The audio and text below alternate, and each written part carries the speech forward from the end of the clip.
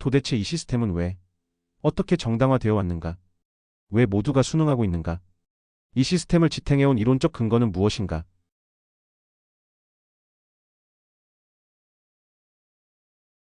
케인즈가 만든 경제의 세계. 우리가 너무 당연하게 여기는 것들. 정부가 돈을 찍어낸다. 내가 그동안 가지고 있던 돈의 가치가 떨어진다. 인플레이션이 생긴다. 물가가 올라간다. 그런데 왜 아무도 문제 제기를 하지 않을까요? 우리 모두 어렴풋이 알고 있습니다. 이거 뭔가 이상하지 않나? 그런데도 매일 아무 일 없다는 듯이 살아가죠. 대체 왜 그럴까요? 경제의 붕괴와 한 남자의 등판. 존 메이너드 케인즈. 1929. 대공황. 세계가 무너짐. 기존 시장 경제론자들은 방관. 시장에 맡기면 회복된다. 오스트리아 학파, 하이에크, 미제스 등은 분명히 시장의 자생적 회복력과 화폐의 건전성, 중앙은행 비판 등을 아주 강하게 주장했습니다. 비트코인 철학과 거의 일치하죠. 문제는 그들이 제시한 해결책이 현실 정치와 사람들의 감정에 너무 비현실적으로 들릴 수 있다는 것입니다. 예컨대 불황이 와도 기다리면 회복된다. 는 맞는 말일 수도 있지만 너무 가혹해 보입니다. 정부는 개입하면 안 된다. 는 이상적으로 들리지만 현실적으로는 냉혈한처럼 들리기도 합니다. 그래서 대중을 설득하려면 이런 부분을 조금 더 따뜻하게 설명해주는 방식이 필요합니다. 케인즈 이론이 강력한 이유는 두 가지입니다. 첫 번째, 현실적인 처방이었다는 점. 수천 명이 하루 한 끼의 수프를 위해 몇 시간씩 줄을 섰어. 어린아이들은 낡은 양철 깡통을 들고 그 줄에 서 있었고 어른들은 아무 말도 하지 않았지. 그저 고개를 숙이고 서 있을 뿐이었어. 모두가 가난했고 모두가 굶주렸으며 누구도 서로를 도와줄 여유가 없었지. 실업자 수. 미국에서만 약 1,500만 명 이상. 전체 노동력의 25%. 은행 파산. 약 9,000개 이상의 은행이 문을 닫음. 농민 파산율. 농민 3명 중 1명꼴로 파산. GDP 감소율. 4년간 약 30% 감소. 국제 무역량 감소. 자살률 급증. 미국 역사상 자살률이 가장 높았던 시기 중 하나. 이 시기의 가장 무서운 점은 희망이 사라졌다는 겁니다. 언젠가는 나아지겠지가 아니라 우리는 그냥 끝난 거야 라는 생각이 사회 전체를 덮었습니다. 사람들은 국가에 실망했고 시장에 실망했고 경제학자들에게 실망했고 신에게조차 등을 돌렸습니다. 실업률 25% 자살자 속출. 당장 사람들이 굶고 자살하고 시위하고 혁명이 일어날 판이었습니다. 이때 버텨라는 말은 너무 비현실적이고 잔인했죠. 케인즈는 이런 현실에 즉각적인 해답을 줬습니다. 정부는 개입해야 한다.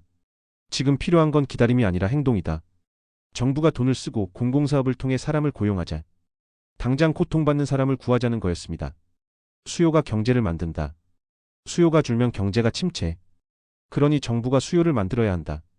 돈이 없어도 미래를 담보로 돈을 찍어서 투자하면 회복된다는 믿음. 빚을 내서라도 지금을 살아내야 한다. 그래서 케인즈가 말한 정부가 직접 나서야 한다는 말은 경제학적 이론이 아니라 절망 속에서 피어난 최소한의 인간 존엄에 대한 외침이었던 겁니다. 결국 사람들은 살고 싶었던 것뿐입니다. 당장 살기 위해 정부의 개입을 원했고 그게 사회주의든 파시즘이든 뭐든 상관없었습니다. 무엇이든 좋으니 우리 가족을 굶기지 말아달라는 그 단 하나의 욕망이 세상의 질서를 송두리째 바꿔버렸습니다. 두 번째, 정치적으로도 먹히는 해법이었다는 점. 정부가 뭔가 할 수 있다는 말은 정치인들에게 매력적입니다. 정부가 뭘 할 수 있다는 말은 정치인에게 최고의 선물입니다. 우리가 아무것도 안 하면 경제가 나아질 겁니다. 이것보다 우리가 적극적으로 나서야 합니다. 인프라 건설, 일자리 제공, 복지 확대. 후자가 유권자에게 훨씬 잘 들리는 말이죠. 그전까지는 우리는 시장에 맡겨야 하니 아무것도 못해요였다면 케인즈는 우리가 구할 수 있어요였던 겁니다. 케인즈는 단순히 경제학적 이론을 만든 게 아니라 정치인들에게 다음과 같은 정당성을 부여했습니다.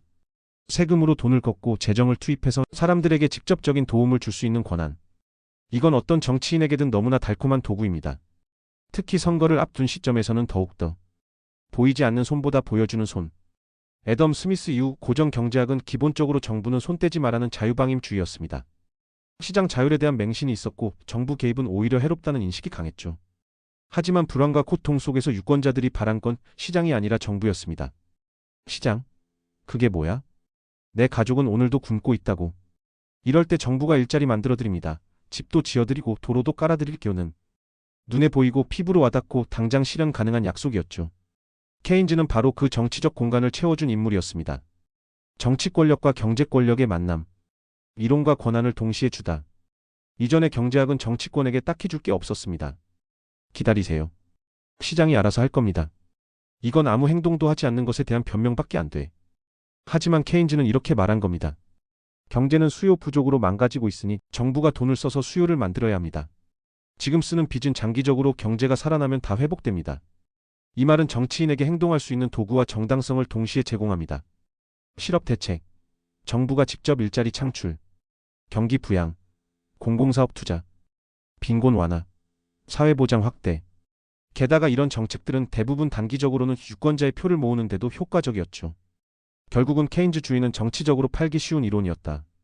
케인즈주의는 현실 정치가 작동하는 방식과 아주 잘 맞는 시스템이었습니다. 지금 이 사람들 힘드니 도와야죠. 정부가 투자하면 나중에 세금으로 메꿀 수 있어요. 이런 정책으로 경기 회복과 함께 표도 얻을 수 있습니다. 정치적, 경제적, 심리적 삼박자를 모두 갖춘 드문 이론이었지. 단기적으로는 훌륭하지만 장기적으로는 정부에 의존하게 만들고 통화량 증가 인플레이션 구조를 낮춰. 점점 더 많은 빚과 정부 개입이 필요해집니다. 실제로 뉴딜 이후 미국, 유럽은 성장. 그래서 정부, 경제의 구세주라는 이미지가 생겼죠. 교육, 언론, 정당 모두 이 패러다임에 물들었습니다. 시민들도 체감합니다.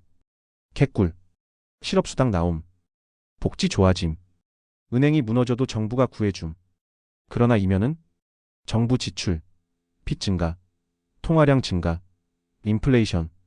경제는 겉으론 괜찮아 보여도 내부에서 부풀고 왜곡되고 있었죠.